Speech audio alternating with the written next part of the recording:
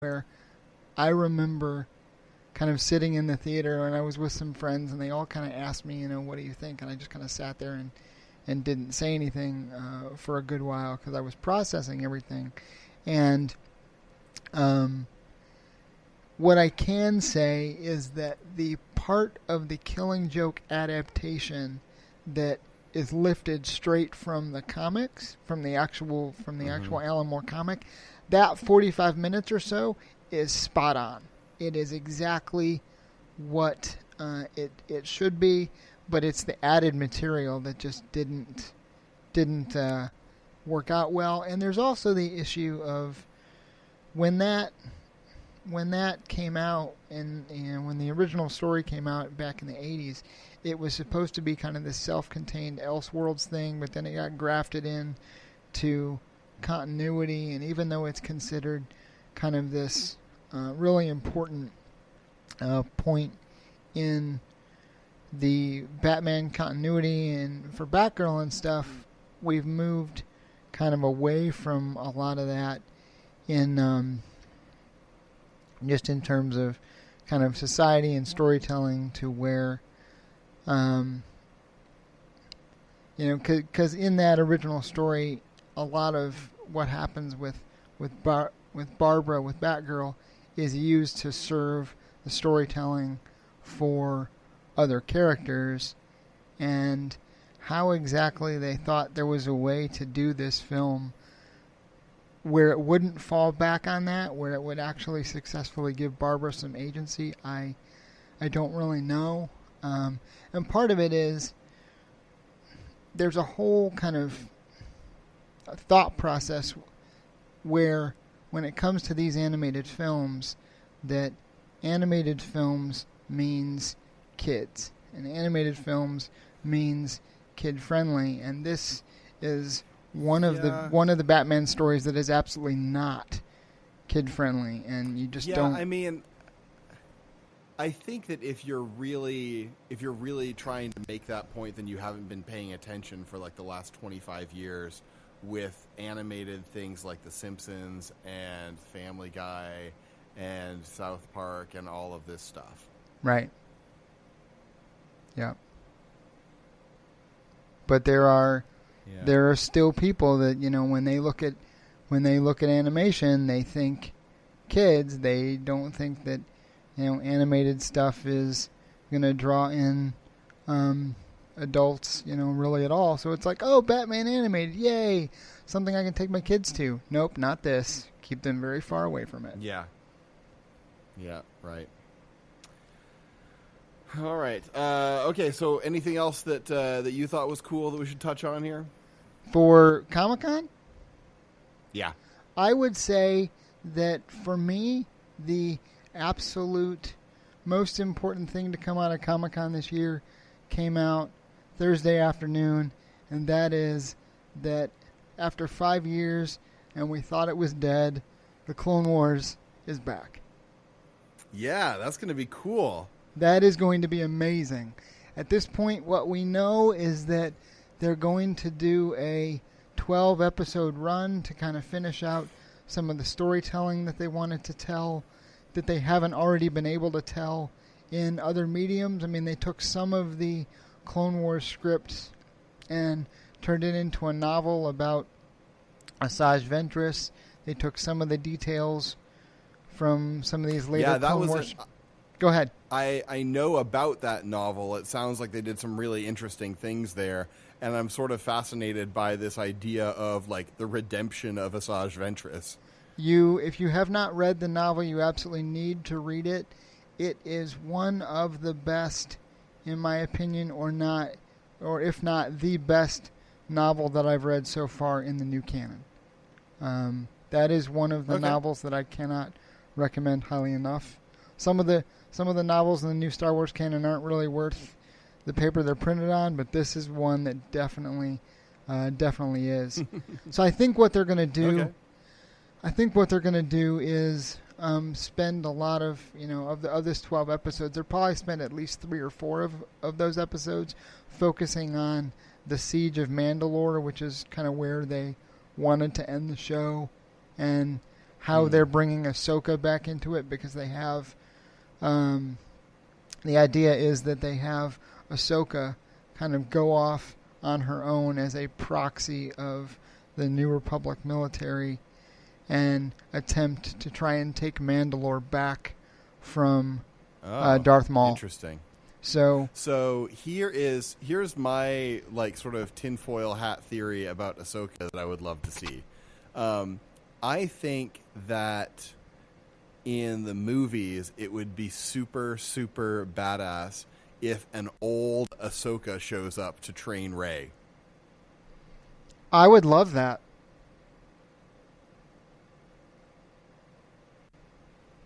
Yep, I think that'd be pretty awesome. I think that would be great, especially if, I mean, obviously, what you just said, kind of betrays the fact that you probably saw the end of season 4 of Rebels.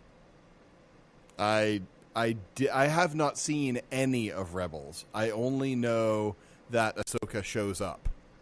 Yes, that is very true, and I will leave it at that and allow you to do the rest of the discovery on your own, because it's worth it.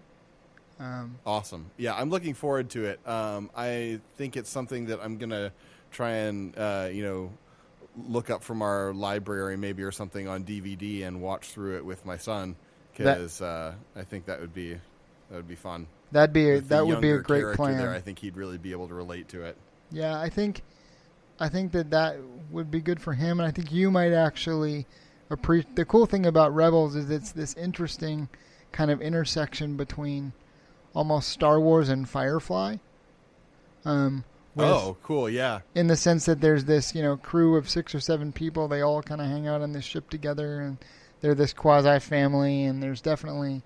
you still have, the classic trilogy-era Star Wars vibe, especially in the animation that's influenced by the Ralph McQuarrie concept art, but you also have this sort of Firefly-ish vibe. So, yep, Clone Wars is coming back. Like we said, it looks like there's going to be 12 episodes, and they're going to premiere at some point, probably next year, on the Disney streaming service, which leads me to believe that our first look at them will probably be at Celebration 2019, Star Wars Celebration 2019 in Chicago next year, and I'm already... Or D23. They could do D23, but I think what they might do like a first look, but I wouldn't be surprised if at Star Wars Celebration what they end up doing is taking the first 2 or 3 episodes, putting them all together, and screening the episodes themselves, because they've done that at past celebrations in Anaheim and Orlando and stuff. And so I've already got my ticket for Celebration in Chicago next year, so hopefully I'll be there and actually get to see it before it actually hits the streaming service. Okay. All right, so we're recording this on Saturday the 21st, and Comic-Con is going on right now. They were doing a surprise announcement here about 15 minutes ago. The article showed up on IGN that Marvel Digital Originals are digital comics that focus on heroes made popular on TV. And so in that imprint, they're relaunching Jessica Jones.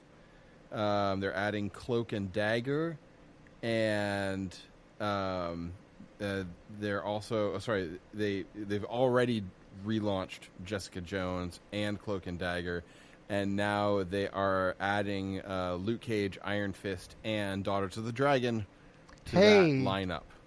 Maybe that's where we get our Daughters of the Dragon fix. Yep, there you go. They are monthly 40 page digital comics. And every 3 issues form a complete story. Okay. Yeah, so that's kind of an interesting and new thing. Yeah, and that'll be cool to talk about later when I have the discussion about the comics industry. Do you know who Jim Shooter is? Are you familiar with that name at all? I am not familiar with that name. at all? He is a former editor-in-chief at Marvel. Okay. He was editor-in-chief for a good while in the 80s. He was there when they did Secret War. The first Secret War. He was there when they did Infinity Gauntlet. And so a lot of what happened in the 80s is stuff that he oversaw.